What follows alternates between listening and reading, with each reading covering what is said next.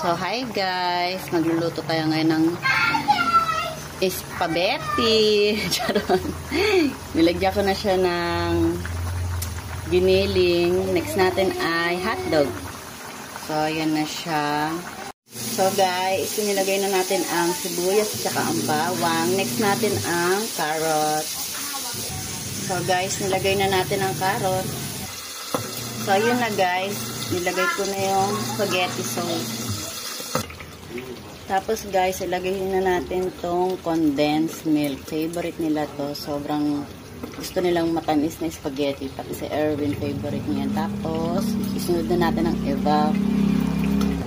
And last but not the least, ilagay na natin ang isang can ng evap.